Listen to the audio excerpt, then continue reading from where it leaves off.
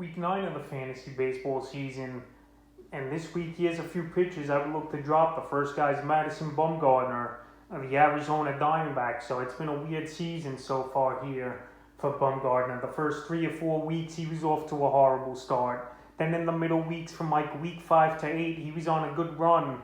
And now the last ladder of week 8 and week 9 here to begin the week. He's definitely a droppable pitcher in my opinion, and he's been dropped in 6% of fantasy leagues so far in the early going this week. So on the season for Bumgarner, 57 and 2/3, 4-5 record, 49 hits, 33 earned runs, 9 homers given up, 18 walks, 60 strikeouts, a 5.15 ERA, and a 1.16 WHIP with 3 quality starts here for Bumgarner. Like I mentioned, the last couple weeks it's been horrible for him. 14 innings, 0-3 record, 15 hits, 13 earned runs, 4 homers, 8 walks, 11 Ks, a bad 8.36 ERA, and a 1.64 WHIP. So Bumgarner, I thought he was turning the corner in the middle of April to early May, but right now, the last few outings, it's been a total train wreck for the Diamondbacks and fantasy owners. And right now, where his percentage went all the way up to about 80% a couple weeks ago, owners have gone out there quickly and dropped them off their teams. The last few outings for Bumgarner, May 17th at the Dodgers, 4 innings, got the loss, 2 hits, 2 earned runs, a homer, giving up 4 walks, 5 Ks, 4.50 ERA, and a 1.5 WHIP. May 22nd at Colorado, 6 innings, got the loss, 8 hits, 5 earned runs, a homer, giving up 2 Ks, a 7.5 ERA, and a 1.33 WHIP. And then couple days ago, May 28th versus St. Louis, 4 innings, got the loss, 5 hits, 6 earned, 2 homers, 4 walks, 4 Ks, a 13.5 ERA, and a 2.25 WHIP. So it's been heavy struggles here for Bumgarner over the last few starts, and right now he's just not producing for fantasy owners. And with better options out there this week, he would be the first pitcher I would look to drop. The second pitcher is Cole Irving of the Oakland Athletics. So Irving here, he was a surprise starter so far in the early going of the season here for the Oakland A's, and on the season for Irving, 63 and a third, already a 3-7 record. So pretty much every game he's pitched, there's been a decision. 67 hits, 29 earned runs, 7 homers, 11 walks, 45 strikeouts, 4.12 ERA, a 1.23 WHIP, and 5 quality starts. But the last couple weeks for Irving, 15 and 2/3, 0-3 record, 24 hits, 13 earned runs, 2 homers given up, 3 walks, 6 Ks, a 7.47 ERA, and a 1.72 WHIP. So obviously, those numbers haven't been good. And Irvin, I thought he would turn things around, but the last 2 or 3 outings just haven't been good for him or the Oakland A's. May 20th versus Houston, 5 innings, got the loss, 8 hits, 5 earned runs, 1 walk, 2 Ks, a 9 ERA, and 2 WHIP. May 25th versus Seattle, 4 2/3, got the loss, 10 hits, 4 earned runs, a walk, 2 Ks, 7.71 ERA, and a 2.36 WHIP. And May 30th versus the Angels, 6 innings, got the loss in that one, 6 hits, 4 earned runs, a homer giving up, 3 Ks, 6 ERA, and a 1 WHIP. So right now, the only good thing going for Irvin, he's still giving on his innings, but his ERA is pretty high, the WHIP's at a pretty high number, and he's just not getting quality starts right now. So right now, he's not worth a roster spot in most fantasy leagues, and owners have gone out there and dropped him already this week in 5% of fantasy leagues.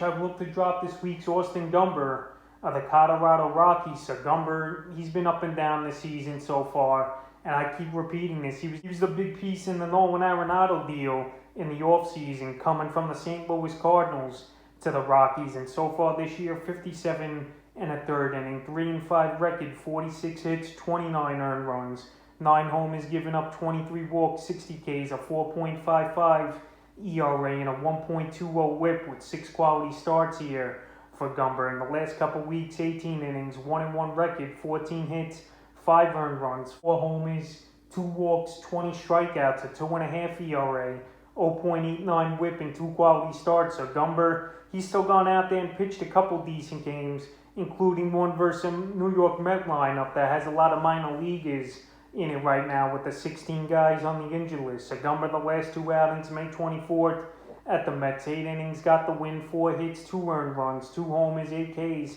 2.25 ERA, and 0.50 whip, and a quality start. May 29th at Pittsburgh, 4 innings, got the loss, 5 hits, 2 earned runs, 2 homers, a walk, 5 Ks, a 4.5 ERA, and a 1.50 whip. So Gumber, just a bad outing it was at the Pittsburgh Pirates for him.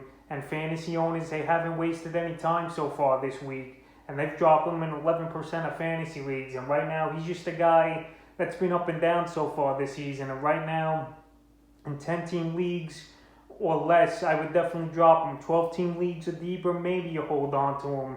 But right now, with better options and more consistent pitchers out there, I think he's a drop this week. The next pitcher I would look to drop this week's Kwang Hyun Kim of the St. Louis Cardinals. So Kwang Hyun Kim this season so far, 37 innings, 1-3 record, 40 hits, 15 earned runs, 3 homers, 12 walks, 33 strikeouts, a 3.65 ERA, a 1.14 whip, and no quality starts on the season here for Kim. So Kim, he was a hot commodity the first few weeks of the season, and this season then he got hurt middle of the weeks, and now he was still on 39% coming into the week, but he's dropped all the way down to 33%, and so far in the last couple weeks as well, 10 2/3, 0-2 record, 14 hits, 7 earned runs, 2 homers, 4 walks, 6 Ks, 5.91 ERA, and a 1.69 whip. So right now, Kim, he's just not getting the job done.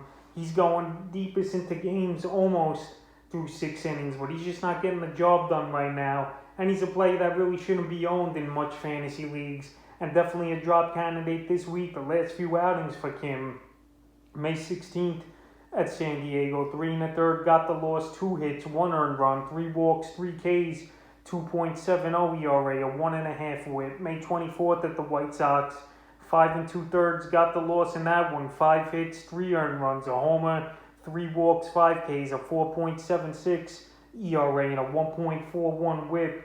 And May 30th at Arizona, 5 innings, got the loss, 9 hits, 4 earned runs, a homer, a walk, a K, 7.20 ERA, and a 2 whips. So right now, Kim, he's just not getting things going here for the St. Louis Cardinals. And fantasy owners, they've had enough of waiting for him to break out after he had some early success early in the season. But right now, he's definitely a drop candidate after the last 3 outings being pretty poor for him. And the 5th and final pitcher I would look to drop this week's Jon Gray of the Colorado Rockies. So Jon Gray, I thought he was going to turn things around this season, and he did for the first 5-6 weeks of the season, but now the struggles have continued the last couple weeks here for Gray. On the season, 60 innings, 4-5 record, 50 hits, 25 earned runs, 6 homers, 25 walks, 50 Ks, still a reasonable 3.71 ERA for a pitcher at Coors Field, a 1.24 whip, and 5 quality starts. By, like I mentioned, the last couple weeks, 14 2/3, 0-2 record, 15 hits, 10 earned runs, 2 homers, 6 walks, 6 Ks, a 6.14 ERA, and a 1.43 whip with a quality start for Gray. So Gray, he's up in 8% of fantasy leagues over the last few days here is Gray, and the last few outings here for Gray. May 17th at San Diego, 5 2/3, got the loss, 9 hits, 4 earned runs, a homer, a walk, okay, a 6.35 ERA, a 1.76 whip. May 23rd versus Arizona, 6 innings, no decision, 2 hits, 3 earned runs, a homer, giving up 2 walks, 3 Ks, a 4.5 ERA, 0.67 whip in the quality start. And then a couple days ago at Pittsburgh, May 29th, 3 innings, got the loss, 4 hits, 3 earned runs, 3 walks, 2 Ks, a 9 ERA, and a 2.33 whip. So Gray's next outing is June 3rd versus Texas, which is a pretty decent matchup. But right now, I just can't trust him. He's not going deep into games. That ERA's definitely bumped up over the last 2 or 3 weeks here for Gray. And right now, he's an easy drop candidate, in my opinion. So that's a few pitches I would look to drop here in Week 9 of the fantasy baseball season.